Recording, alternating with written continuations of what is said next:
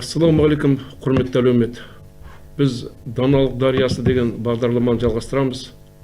Абай мен Шәкәрім білімдерін насихаттау біздің мақсатымыз. Қасында тұрған Абылайхан Нұрланұлы, жас абайтанушы, екеулеп бүгінгі тақырыпты қаузап көрмекпіз. Бүгінгі алып шыққан тақырыбымыз Абайдың ғылымға деген көзқарасы. Осыға дейін біз бірнеше Абайдың көзқарасын талдаған болатынбыз. Осы соңғы рас Абайдың тәрбиеге көзқарасын айттық қой деймін. Енді бір ауыз ғана сөзбен айтып кетсек, тәрбие деген ол баланы әділетті, мейірімді қылып тәрбиелеу. Осы адамды әділетті тәрбие қылып тәрбиелесек, ол тәрбиенің көкесі осы, содан басталады. Енді бүгін ғылымға көшіп отырмыз. Өзі ғылым деген тәрбиеден бөлек нәрсе емес жалпы. Екі бөлек деп қарауға болмайды. Осы ғылымды бастайық онда. Жақсы, бізде ғылым дейді ғой, жалпы Абайда да, қазіргі таңда да осы ғылым деген не осыған анықтамасын? Абай атамыз ғылымды әлемдік деңгейде айтып кеткен, анықтамасын берген. Ол кісі біз ғылым деп қазіргідей түсінікті қарамаған, кең мағынада қараған. Тар түсінікті. Тар емес, ол біздікі тек қазір дүниеге ғылым болып кетті. Абай атамыз ол ғылымды Алланың ғылымы деп қараған. Түгел мына 18 ғылым немене жаны бар, жансыз бәрі қозғалып жатыр. Бәрі де ғылым арқылы деп айтып кетеді. Ғылым құдірет, осының бәрін жасады, мінсіз қылып жасады. Ешқандай бір керексіз дүние жоқ, тозаңына дейін. Соны ғылым дейді Абай атамыз. Яғни, және екіншіде де Алла Тағала дейді, ол жоқтан бар жасайтын нәрсе. Жоқ, енді бар болды, ғылыммен жасайды. Сондықтан ғылым деген нәрсе деген Абай атамыз кең мағынада, түгел жасаған нәрсенің бәрі, жасампаздың бәрі ғылым дейді, бітті. Енді екінші нәрсе адамның ғылымы. Адамның ғылымы деген ол адам жоқтан бар жасай алмайды, біріншіден. Ол бар нәрсені ғана бар жасайды. Біз қазір неше түрлі ракета жасап шығарып, бір компьютер, нанотехнология бірдеңе ғажайып жасайықшы. Оның бәрі жоқ емес, бұрыннан бар. Біз Алланың несін таптық. Сондай бір тығып қойған нәрсесін. Кішкенде көрінбейтін. Соны пайдаландық. Сондықтан Нобель премия алып жатқанның бәрі ол ойдан жанынан шығарып жатқан жоқ. Ол бұрыннан бар, бірақ жабық тұрған нәрсені ашты. Ашып жатыр. Алланың ғылымынан соны титтей зәредей алып жатырмыз. Сөйтіп біз мақтанып адамның ғылымы деп космос құштық, мұхитты меңгердік, қош істемеген нәрсеміз жоқ. Соның бәрі Алланың ғылымының бір зәредей ғана түйрегі болып шығады. Соны ашып жатыр ғой. Ашып жатыр. Ол ашыла да береді. Себебі Алланың ғылымы шексіз болғандықтан, адамның ғылымы маған десе миллиондаған жыл аша бер. Тек жағынан ғылым деген негізі Алланың бір сипаты деп те айтады ғой. Абайда. Әрине ол дүние басты сипат, ол хақиқат дейді. Ғылымды өте жоғары қойып отыр ғой. Ғылымнан жоғары ештеңе жоқ. Философия дүниенің бәрі ол ғылымнан төмен жатады. Тіршілік. Сондықтан ғылым дегенге сол Абай атамыз өзі ғылым таппай мақтанба деген өлеңін өзі ақындық қызметін бастағанда жазған. 1881-82 жылдар. Содан өле өлгенше, міне 20 жылдан артық уақытта ол ешқашанда ғылымды нетуін тоқтатқан жоқ. Ғылым тап, ғылым ізде, өнер үйрен, осыны айта береді. Себебі осы ғылым шешуші тетік екенін білген. Сен егер де орыстан бостандық алғың келсе, азат қалып болса, сен ғылым арқылы ғана шығасың. Мылтығың, зеңбірегіңмен ол уақытша ғана. Адам мен адамды, ұлт пен ұлт теңестіретін нәрсе тек ғылым білім деп, кейін Мұхтар Әуезов айтты. Ол себебі өмірден алынған нәрсе. Енді тәрбие мен ғылымның байланыс туралы. Осыны арнайы айтып кетейік. Абайдың бір кереметі осы тәрбие мен ғылымды қатар қояды ғой. Қатар қояды. Оның алдындағы данышпанымыз Әл-Фарабидің өзі айтқан ғой. Тәрбиесі берген ғылым, ол адамзат қашауды жаман айтқан. Тәрбие керек екен деп. Соны Абай бөлмейді. Ол қазіргі біздің ғылымдарымыз тәрбиесіз ғылым. Тек таза ғылымды аламыз да. Институтта да сол, аспирантурада сол таза ғылым болып кетеді. Тәрбие деген ол бар ма жоқ па? Құрғақ кетеді. Сондықтан осыны біріктіру үшін ғылым мен тәрбиені Абай атамыз бүкіл ғылымды үшке жүйелейді. Үш нәрсе. Біреу Алла Тағаланы танымақта ғылым. Екінші өзін танымақта адамның ғылым. үшінші дүниені танымақты өзі кәдімгі. Осы үш танымақты баланы махаббат қылып осыны үйретуге талпындырсақ дейді, ол адам болады дейді. Әйтпесе дейді, екі талай қиянатқа түсіп кетеді ол дейді. Жарым ғалым бола ма? Жарым адам болып кетеді, жарым ғалым, бәрі жарым болып кетеді. Себебі оның алған ғылымы жарым. Жарым ғылым алып, сен қалай толық боласың? Бола алмайсың. Сен жарым ғылым боласың, жарым молда боласың, жарым не боласың, ғалым боласың, жарым адам. Сондықтан Абай атамыздың басқа принципі айтқан, бізді қазақ қалдырған өсиеті, Алла тағала өзін танымақ және дүние танымақты бірге дейді. Бірге, Бірге қара. Бөлмеген. Сен оның түбіне жете алмауы мүмкін, бірақ хабарың болу керек. Алланың бар екенін білуің керек. Судында сұрау бар дегенде, мына дүниеге сондай көзбен қарауды үйрену керек. Өзіңнің жан екеніңді сезіну керек. Одан кейін барып, мына дүниенің ғылым ешқайда қашпайды. Шәкәрім, әрі ғалым, әрі залым ел түбіне сол жетер дейді ғой. Соған талай көрдік қой. Мынау әсіресе мына ядролық бомба деген қазір әрбір мемлекет талпынып, егер әрбір мемлекет бір ядерный бомба болса, ол қандай тіршілік болады жер бетінде. Бір психтау бір президент пе басқа біреу келе ме алады да соғысты бастайды деп жібереді кез келген уақытта. Сондықтан соны ядролық бомбаны кім шығарды? Ғалымдар шығарып отыр. Тәрбие деген сол дүние танымының аздығынан, батыстың көзқарасымен қарағандықтан ғылымды, Абай айтады ғой, ғылымды пайдалану керек тек шарғы, мына Құдайдың сөзіне, әміріне байланысты болу керек. Соған сай болу керек. Сай болу керек. Әйтпесе болмайды.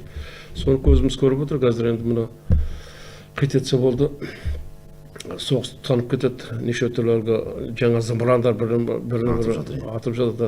Жаңадан дрон деген шықты. Оның бәрі ғылымның арқасында болып отыр. Енді қандай сұрағыңыз бар? Келесі сұрақ, көзі ашық, көкірегі ояу деп жатады ғой қазақта. Міне осында сауатты адам. Қазір енді адамдардың көбі сауатты ғой қазір. Біз енді сонымен мақтанамыз. Жарайды, диплом бар, сауатымыз бар. Кішкентай баланың, 5 жастағы баланың өзі оқып бәрін біліп жатады. Шет тілдерін біледі. Шет тілдерін біледі, әкесін, шешесінен артық біліп тұр. Оның бәрі сауат деп аталады. Сауаттың әңгіме басқа. Ол сауат сен қарыпты тану, мына ақпаратты қабылдау болды. Ал ішкі дүниең сенің арыған жоқ, ішінен байыған жоқ. Тәрбие деген ішкі дүниеге ғана байланысты нәрсе. Сондықтан бұрын қазақтар, мысалы, орта ғасырда айтқан, мына кісінің көзі ашық, көкірегі ояу деген. Ол сауатсыз да болуы мүмкін, надан.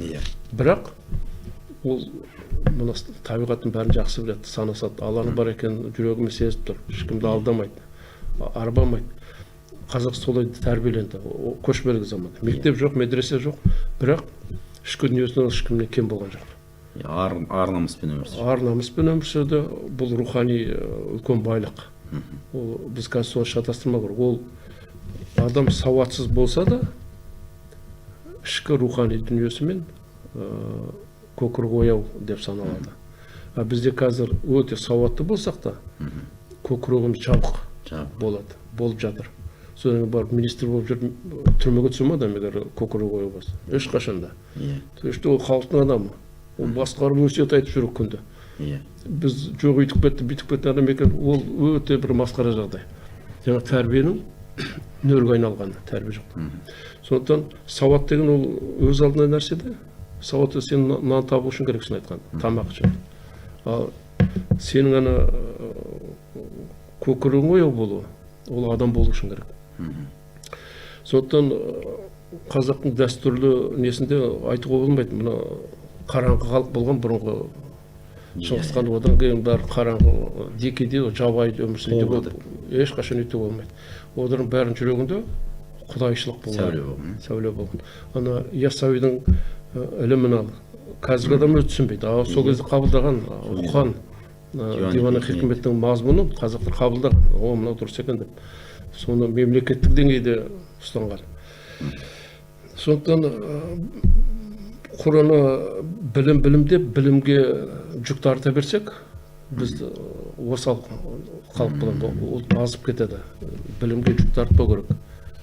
Білімге жүк тарт, бірақ оның қасында жаңа тәрбие, имандылық бірге жүру керек. Сонда ғана жүгіңді артады. Толыққанды болады. Толыққанды болады, дұрыс болады. көз ашық көкірек ояу деген ұғымның мәнісі осы арада. Яғни келесі бізде абайда ғылымды іздеп дүниені көздеп екі жаққа үңілдім дейді ғой. Екі кеме құйрығын ұста жесе бұйрығын деп. бұл сегіз аяқтағы бір екі жаққа үңілдім дейді. Бұл не қандай мағына шығады осыдан? осыған талай бір дау-дамайлар болды. Осы екі жақ деген немене дегенде әртүрлі нұсқасы бар. Біреу батыс пен шығыс енді. Батыс пен шығыс екі жақ. Расында да Абай атамыз екі жақтың кітабын оқып, екі жаққа да үңілген рас. Батыстың ғалымдарын жақсы білді, шығыстың суфилерді жақсы білді. Екі жағынан о дүние мен бұл дүние десек те келеді. Екі жақ деген дүние екі жақта бізде. Мына көрінетін жағында отырмыз. Өлсең көрінбейтін жағына барасың. Ол жоқ деуге болмайды. Әруақ әлем бар. Сондықтан екі жақ деген сондай мағынада болғандықтан, терең философиялық мағынада болғандықтан, бұл арада біз айтуға болады, бұл енді ғылым мен тәрбиені айтып отыр деуге болады Абай атамыз. Себебі екеуі де адамның қанаты сияқты. Қазіргі біздің оқу саламызда тек ғылым беру, бір жаққа білімге жүк артып қойдық, болды. Тәрбие қалып барады, өте жаман нәрсе. Мен бұны айтып отырған, Абай туралы жазамыз, Абай туралы кітап шығарып жатырмыз. Соны ұстаздар қайда сатып алатын? Мұғалім неге оқымайды, неге қарамайды? Абай туралы жаңа сөз шықты деп ешкім дуылдамайды. Үйлеріне мынадай Абай атамыздың кітабын алмайды қазір мұғалімдер. Мен ондай мұғалім тәрбие берді деп айта алмаймын. Ол тәрбие бермейді, ол жалақы алатын жай бір кісі сабағын береді. Сондықтан екі жаққа үңілдім деп Абай атамыз сонда тәрбиенің де керектігін айтып отыр, ғылымның да. Әрбір мұғалім бұрын молдалар сияқты екі жаққа үңіліп отыр. Молданың молда болған, қадірлі болған себебі ол тәрбиені көп айтып отырады. Молданың негізгі жұмысы тәрбие, насихат. Содан кейін ол қазір мұғалімдерде ол молданың орнына мұғалімдер отыр. Сен балаңды апарып бересің мұғалімнің алдына. Мұғалім күні бойы оның алдында сабағын береді. Соған сеніп тапсырдың, ол тәрбие бермесе ол қандай? Өте жаман нәрсе. Мұғалімді талап ету керек. Абай танушы болу керек мұғалімдер. Мен осы ұстаздарға қатты көңілім қалғаны осы. Мұхтар Әуезовтің кезінде өте жақсы болатын. Мұғалімдерін талап ететін, Абай тануды білу, Абай кітабын сатып алу, оқыту. Қазір осы үлкен ақсап тұрған шаруа енді. Мына жерде ұста жетсін бұйрығың деген сонда екі кеме. Ол Абай атамыз біліп отыр. Екі жағын ұстау, жаңа тәрбие өте қиын. Ұстай алмайды ғой. Мына шығыс неге ұстай алмай қалды? Шығыс тек мына имандылықты, молдалықты күшті ұстады да, мына Иран сияқтылар. Мына ғылым қалып қойды, жай ғылым қалып қойды, артала. Енді қазір дамып жатыр араб елдері, бірақ дегенмен мына Нобель сыйлығын алу сияқты бір үлкен дәрежеде жаңалық ашып болмады. Кейінгі ғасырларда жоқ. Қалып қойды, көп қалып қойды. Ал енді батыс немене болды? Батыс мына шіркеудің бәрі жауып тастады, бәрі мистика деп өздерінің психологиядан бір ғылым тапты да, сол Алла Тағаланы тану, соны айырбастайтын да сөйтіп кетті, соның артынан қуып. Ол да материалды ғылым психологиядан. Ол Алла тану емес, теология емес. Ол да бір жаққа кетіп қалды. Ұста жетсе бұйрығың деп оны біліп отыр Абай. Екеуін де ұстай алмадыңдар деп отыр. Алла бұйрық деген ол тағдыр. Екеуін ұстауға тырысып отырған елдер бар, мысалы Жапонияны мысалы көп айтамыз біз. Ол тәрбиені жіберген жоқ. Кішкентайынан еңбек сыйлады, үлкен сыйлатады, солай тәрбиеледі. Сен японсың ба, сондай боласың деп талап қояды. Сондықтан ол екі кеменің құйрығын шамасы келгенше ұстап отыр. Ұстамай өзін лағып кеткен елдер, олар ұзаққа бара алмайды, құлдырайды. Сонда білімді өмірде қолдану сол ғылымға айналады осы кезде, білім. Жалпы білім мен ғылымның арасында айтқанда білім деген ол кез келген нәрсені біле беру, ақпарат ол білім, білім көп. Сырттан қалып бір теңіз сияқты нәрсе, білім. Өлгенше үйрене бересің, біле бересің. Ғылым деген ол нақты сол білгеніңнен нәтиже шығару. Мысалы үшін бір зерттеп өзінің туған жеріңді. Соны мынау топырағы мынандай ексек мынандай шығады екен, мына жерге мынандай, мына жерге балық, мына жақ құйрық деп өзін соны тәптіштеп тұрып зерттесең, міне ғылымның көкі ғылым. Ол білім емес, ол ғылым. Себебі кіргіздің, оның нанын жедің, жемісін көрдің, рекорд жасадың, кез келген нәрсе. Спортта да солай. Сондықтан білу деген ол жай ғана білу шәкәрім айтады ғой, құр білгенің не керек дейді. Иә, иә. Білгенді қылған. Сол керек. Сол керек. Сол білгенді қылған деген ғылым. Білгенді ғылым. Білімнен нәтиже шығарса, ол ғылым болады. Ғылым болады, иә. Сонда ғылым ол келесі сапалы сатысы. Енді бізде мына Абайдың сөзі бар ғой, біз малды сатып ғылым кәсіп қылу керек деп. Ғылымды сатып, мал сатып ғылымды кәсіп қылу керек деп. Осы сөз керемет сөз да. Ғажайып нәрсені айтқан Абайдың, соған әлгіден көңіл бөле алмай келе жатырмыз. Бұл Абайдың ең соңғы бір қорытындылап айтқаны. Ғылым туралы көп айтқан ғой, бірақ дәл осы бір-екі ауыз сөзі бізге өсиеті ол. Қазаққа айтып кеткен мәңгі өсиет. Айтады, ғылымды кәсіп қыл деп отыр. Ғылымды кәсіп. Иә, малды дейді, мал іздемек керек жоқ дейді бізге. Ғылымды кәсіп мал қылып, сол ғылым арқылы малды табу керек. Сол өнім беріп, содан пайда алу керек. Біз мұнайды, алтынды беріп, біз қазір ғылым алып отырмыз, сатып алып. Олай істеме дейді бізге. Сен ғылымды сат дейді. Ана өзгелерден малды ал. Қытайдан киімін ал. Сен ғылымыңды сат деп отыр. Мысалы, көлік шығарса деген сияқты ма жаңа? Бәрі өзің өнімің болу керек. Киім болсын, немене болсын өнім ғой, ол ғылым арқылы шығады. Сонда ғылым арқылы, ғылымды ұстасаң дейді, сонда мал табасың деп. Мал табасың дейді. Біз олай істемедік, біз керісінше шикізат саттық, дайын малды алып алдық та соған мәз болып отырмыз. Ол жарамайды, неге жарамайды? Себебі ғылыммен шұғылданса, ұлт ғылымды болса, ол рухани, ғылым деген рухани, ол ішкі дүниесінде өседі, адал болады, ол өнерін жетілдіреді. Өнерін жетілдіреді, заңды сақтайды, ол басқа деңгей. Басқа деңгей. Ал құр дайын нәрсені алып ішіп жеп отырған, ол ғылым жоқ, әйтеуір дайынды алып отырсың, ол сен көзің бақыраған басқа ұлт сияқты боласың, бірақ сен оның дәрежесінде емессің. Сен потребительсің. Тұтынушы дейді. Анау Мұстафа Ататүрік деген айтқан ғой, кім ештеңе шығармай тек тұтынушы ұлт, ол оңбаған ұлт, ол құрайтын ұрысқан. Соны түріктер қазір қандай дамып кетті. Бәрі өздері шығарады. Машина да бар, дрон да бар, пойыз, самолет. Сол сияқты ұлт болуға тырысу керек. Ол қалай? Ол тек ғылым арқылы. Бірақ мәселе айту оңай, қалай дамытамыз деген шығады ғой. Қалай дамыту керек?